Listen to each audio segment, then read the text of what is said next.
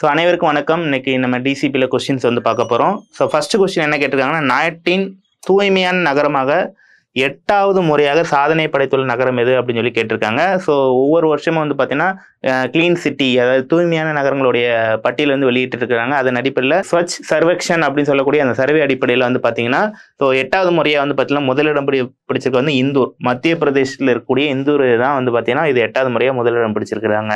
அடுத்த second question வந்து பார்த்தீங்கன்னா, கீழ்கண்ட கூற்றுக்களை ஆய்வு செய்க அப்படிங்கிற மாதிரி கொடுத்துருக்காங்க. கூற்று 1, சூப்பர் ஸ்வச் லீக் 3 லட்சம் முதல் 10 லட்சம் வரை மக்கள் தொகை அப்படிங்கிற மாதிரி கொடுத்துருக்குறாங்க. ஸோ இந்த நாடு முழுவதும் சிறந்த தூய்மையான நகரங்களை வந்து பட்டியலிடுறப்ப ஸோ 2 கேட்டகரியாக வச்சிருக்காங்க. சூப்பர் ஸ்வச் லீக் அப்படிங்கிற பிரிவில் வந்து பார்த்தீங்கன்னா தொடர்ச்சியாக போயிட்டு இருக்கக்கூடிய நகரங்களும் பட்டியலிட்டிருக்காங்க. அது மட்டும் இல்லாமல் 3 லட்சம் முதல் 10 லட்சம் வரையும் பட்டியலிட்டிருக்காங்க. ஸோ இது வந்து கரெக்டு தான். அதுமாதிரி ஸ்வச் சாகர் பிரிவு அப்படிங்கிறப்ப 10 லட்சத்துக்கு மேற்பட்ட மக்கள் தொகை கொண்டதுங்கிறது கரெக்டான இதுதான். ஸோ 2மே கரெக்டாக தான், ஆப்ஷன் ஏ. அடுத்து 3வது, சூப்பர் ஸ்வச் லீக் பிரிவில் தூய்மையான நகர பட்டியல் முதலிடம் வகிச்சிருக்கிறது வந்து பார்த்தீங்கன்னா இந்தூர் தான் வந்து பார்த்தீங்கன்னா சூப்பர் ஸ்வச் லீக் பிரிவில் முதலிடம் பிடிச்சிருக்கிறாங்க. அடுத்து ஸ்வச் சாகர் பிரிவில், அதாவது பெரிய நகரங்களுக்கான ஸ்வச் சாகர் பிரிவில் முதலிடம் பிடிச்சது யாருன்னு சொல்லி கேட்குறாங்க. ஸோ அகமதாபாத், அதாவது குஜராத்தில் இருக்கக்கூடிய அகமதாபாத் முதலிடம் பிடிச்சிருக்கிறாங்க.